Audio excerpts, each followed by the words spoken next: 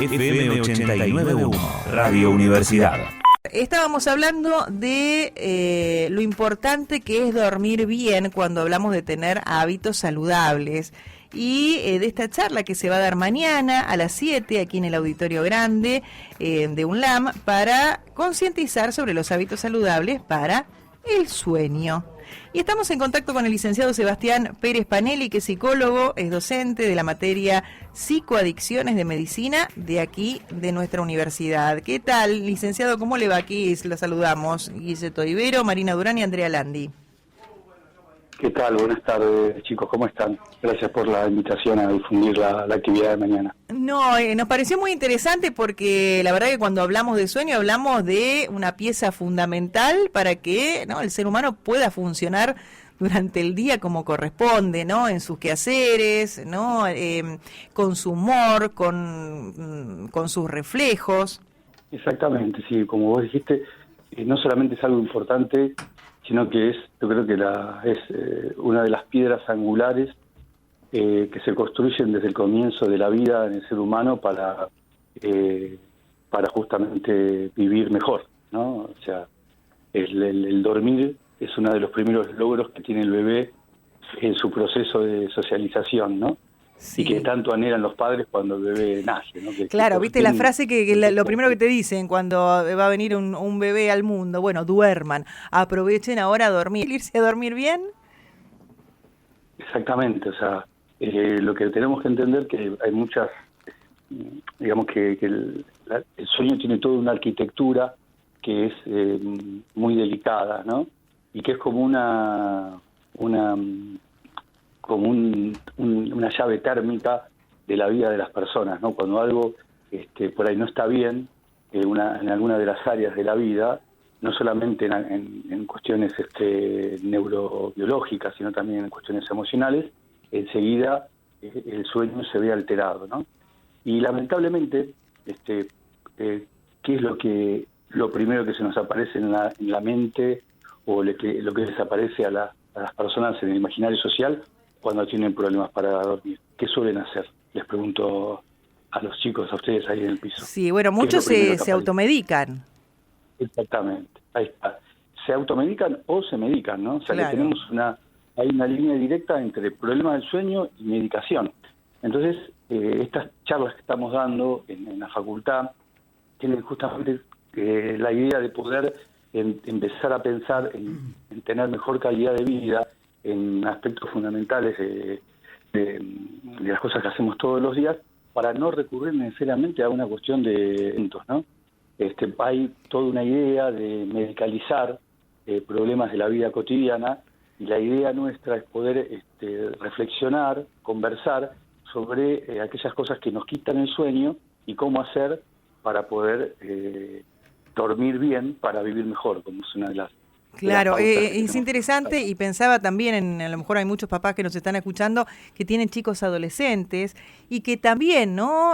Hoy con los juegos en línea, donde juegan con otros chicos de otros países, con otros usos horarios, y donde hay muchos que pasan noches sin dormir, después se van al colegio. ¿Cómo se hace hoy, ¿no? Para esto poder... De enfrentamiento con los adultos, es necesario que el adolescente haga eso para justamente construir su propia identidad, pero bueno, puntualmente lo que vos estás planteando, yo creo que es fundamental, como en todo tema con los chicos, poder dialogar, poder negociar, nunca prohibir, porque sabemos que lo que se prohíbe genera el efecto contrario, sino en todo caso lo mejor es intentar regular y pautar el consumo de determinados dispositivos que lo que hacen es, fomentar la dificultad para dormir posteriormente, con todo lo que este problema después conlleva para la vida cotidiana y la realización de las tareas de todos los días. Y no solamente en estos chicos, sino en estos padres, ¿no? Claro. Cuando ustedes eran chicos, no sé, cómo sus padres, sus abuelos, cómo los dormían cuando eran niños, ¿qué hacían? Y nos mandaban a dormir.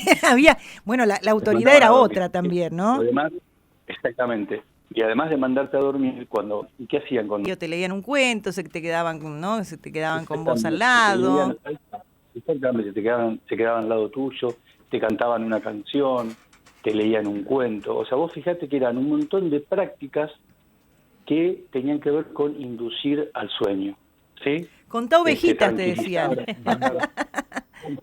Tiene que ver justamente con focalizar la atención en estímulos que vayan bajando, digamos, la intensidad del funcionamiento cerebral. Lo que pasa que, claro, ¿no? En ese momento era una cuestión de saber cotidiano, ¿no? Una cuestión de saber de cómo funciona la salud mental de un individuo.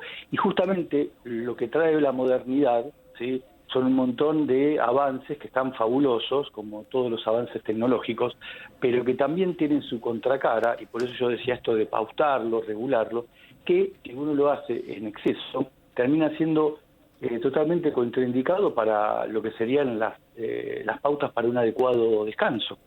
Hoy tenemos en nuestras casas, no solamente estos chicos, los padres tienen, muchos tienen alguna pantalla en su habitación. Quien no tiene la posibilidad de tener un televisor tiene un celular y están antes de dormir mirando la pantalla, mirando cómo salió el equipo de fútbol, las noticias del día. O sea, hay algo que está todo el tiempo fogoneando sobre la actividad cerebral y atenta contra la relajación necesaria del ritmo que tenemos que tener, un ritmo interno conciliatorio del sueño, ¿no? Justamente lo necesario para que el dios del sueño, Morfeo, nos venga a buscar, digamos, ¿no? Entonces, bueno, yo creo que habría que empezar por ahí también, revisar nosotros qué pautas tenemos nosotros para poder dormirnos y después dialogar con nuestros hijos, porque si uno hace lo mismo, cuando se sienta a hablar, él te va a decir, bueno, pero ¿qué me venís a decir si vos estás con el teléfono, si vos estás viendo la tele, ¿no? Así que yo empezaría por ahí. Sebastián, con respecto al sueño y las horas y demás, ¿eso depende de cada persona o hay un ideal?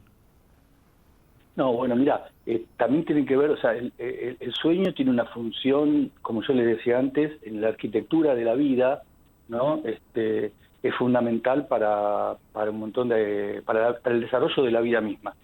La necesidad en relación al descanso tiene que ver con la etapa evolutiva que cada ser humano esté transitando. Se sabe que un adolescente necesita dormir muchas más horas que una persona adulta, justamente por las funciones que encierra el dormir. No solamente desde lo biológico, sino también desde lo emocional, desde un montón de aspectos, ¿no? O sea, hay que empezar a entender que este tipo de cosas, por eso lo planteamos desde la salud mental, es mucho más que una cuestión médica. Tiene que ver con la salud mental y con una integralidad de aspectos. En relación a lo específico del sueño, la función es recuperar energía, fijar conocimientos, libera hormonas de crecimiento, libera también hormonas sexuales que son fundamentales para el desarrollo de los órganos sexuales en la pubertad y el desarrollo de la posibilidad de la fertilidad a futuro. También tiene mucho que ver con el sistema inmunológico, también tiene que ver con el estado anímico que tengamos durante el día posteriormente, y este estado anímico se relaciona con cómo nos vamos a vincular con los otros, ¿sí? Justamente nosotros somos docentes de la universidad, ¿no? Vamos a estar me va a acompañar una psicóloga, compañera, la licenciada Laura Damantino, y justamente cuando estábamos hablando de cómo encarar esta actividad, lo que veíamos fundamental es hacer una diferenciación entre los diferentes momentos de la vida y la relación con el sueño, digamos, ¿no? Y por qué es importante que el adolescente duerma más, por qué es importante que el adulto también recupere un buen descanso, no solamente la cantidad de horas, ¿sí? Sino claro, un buen acá mi compañera decía hace un ratito, bueno, a veces se duerme pero no se descansa. Exactamente, por eso la charla la llamamos cuando el cansancio nos quita ilusiones, o realizó actividades físicas justo antes de dormir. Son un montón de cosas que exacerban esta arquitectura que yo refería antes del sueño y que impide que si no vamos resolviendo esas cuestiones previamente, al momento de llegar a la hora de dormir no podamos descansar. Y es necesario que en el sueño podamos descansar. para poder reparar un montón de cosas, que bueno, ya los que vengan mañana a la charla podrán escucharnos en detalle, son necesarias para la vida cotidiana, digamos, ¿no? Para la vida cotidiana, para el sistema inmunológico, como les decía. Hay algo importante que me estaba yendo y no me daba cuenta, era que con los alumnos, ¿no? O sea, a nosotros nos interesa mucho focalizar también en los estudiantes, porque bueno, nuestra facultad es como nuestra segunda casa, estamos muchas horas ahí, y los chicos muchas veces cuando estudian encaran mal el estudio, se quedan horas sin dormir. Claro. Yo lo hacía como estudiante. Claro, viste que dejás todo a veces para último momento, o bueno, o estás con muchas materias y bueno, y es el tiempo que tenés si estás trabajando también, ¿no? Justamente cuando uno duerme, ¿sí? Fija los conocimientos que estudió durante el día, ¿sí? Al otro día, si descansaste, estás despejado, podés concentrarte mejor, podés vehiculizar tus conocimientos mejor, los podés expresar mejor, los podés relacionar mejor. Y si uno no duerme, todo esto no se produce. Lo que pasa, Sebastián, que uno lo que trata de hacer, ¿no? Sobre todo cuando es joven y demás, le quiere robar horas al sueño para el estudio, porque prefiere hacer otras cosas antes, ¿no? Por supuesto, de manera equivocadísima. Es que, bueno, sí, justamente uno, lo que pasa es que atenta contra lo que estudiaste el día anterior. Sí, O sea, es preferible dormir un poco menos, estudiar un poco menos, pero dormir un ¿sí? Sí, o en las horas que corresponde, porque hay horarios en donde, viste, que uno sí descansa. Yo trabajé muchos años de noche y nunca me acostumbré a no dormir de noche, ¿no? Entonces, bueno, tenía que aguantar, pero hoy que no tengo ese horario, la verdad que duermo bien. Y hay horarios donde, no sé, si dormís de 10 a 3, 4 de la mañana y eso está bien fuerte, dicen que ese es el horario, ¿no? Como ideal, donde se descansa mejor que si uno a lo mejor duerme 8 horas, pero de día, no es lo mismo. No es lo mismo. O sea, hay ritmos, está el ritmo circadiano y el ritmo nocturnal. O sea, uno tiene que vivir de día, ¿no? Alrededor del día, 24 horas, con una relación sol-oscuridad, y nocturnal tiene que ver con dormir durante la noche. Una de las cosas que vamos a abordar mañana tienen que ver justamente con toda esta arquitectura del sueño, la psiconeurobiología del sueño, pautas para justamente tener un buen descanso, entender estos ciclos que ustedes estaban mencionando, y también vamos a reflexionar sobre experiencias clínicas de pacientes o propias. Vos dijiste que trabajaste de noche. Bueno, sí. Yo también trabajé de noche. Yo me pagué la carrera trabajando de noche en un área de sistemas de un banco. Claro. Yo sé muy bien lo que se produce trabajando de noche. Es un gran problema. Bueno, el otro día hablábamos con la gente del CETIS, que es, ¿no?, la parte de divulgación que tiene aquí Medios, de un estudio que también se realiza con los residentes, que justamente los médicos que saben las consecuencias que tiene el no dormir para poder ingresar al mundo laboral. Un médico tiene que hacer esas residencias eternas, ¿no? Bueno, esto es un tema a revisar justamente. Igual yo quiero, digamos, por ahí reorientar algo. El médico no necesariamente sabe bien cómo hay que dormir, sabe de ciertas cuestiones para ser medicadas.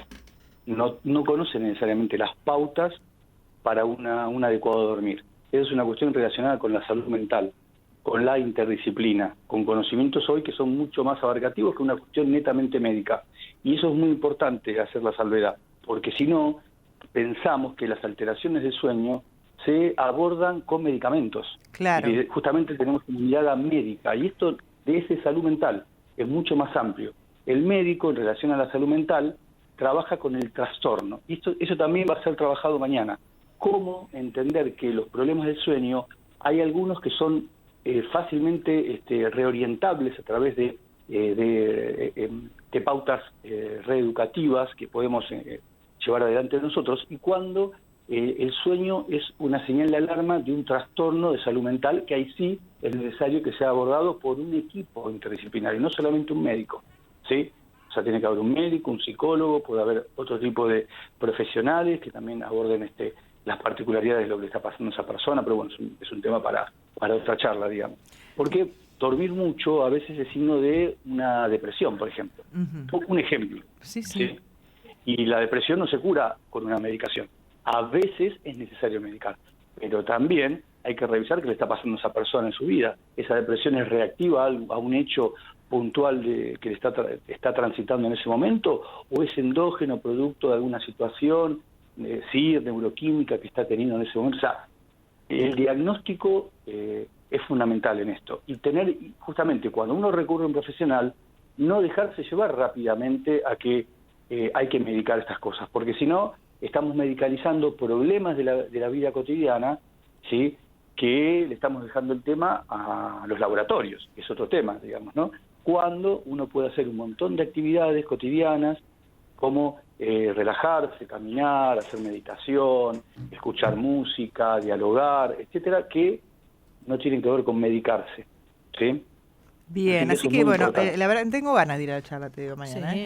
Bueno, me dieron ganas de ir. Así que para aquellos que nos están escuchando, si tienen ganas, se dan una vueltita mañana en el auditorio grande de aquí de UNLAM, porque esto también está abierto al público, más allá de los alumnos, a las 7 de la tarde, donde se va a hablar de esta cuestión, ¿no? Cómo concientizamos sobre hábitos saludables para el sueño. Y es verdad, claro, uno tiene tan incorporado hablar de medicación que parece que todo lo solucionamos así, pero no, hay que simplemente ajustar algunos hábitos que hemos perdido.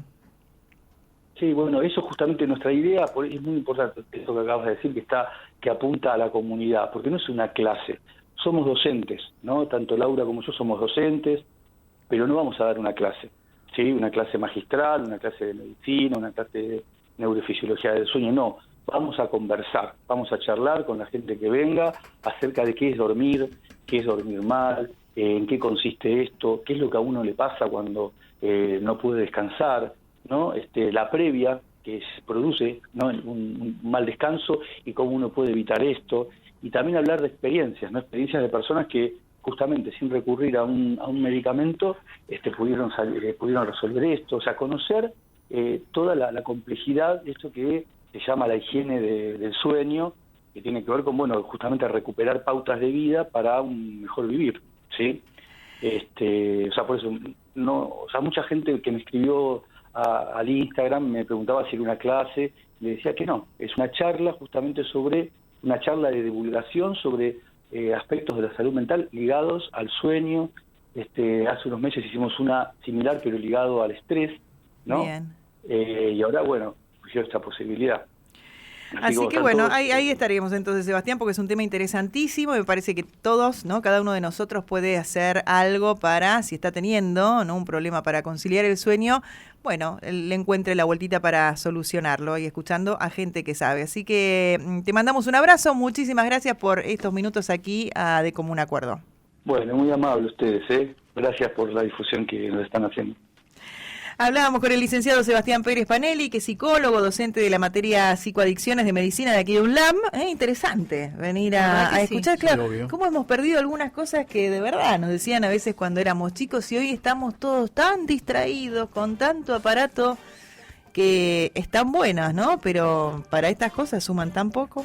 Desde la Universidad Nacional de La Matanza, Radio Universidad FM 89.1. Siempre cerca.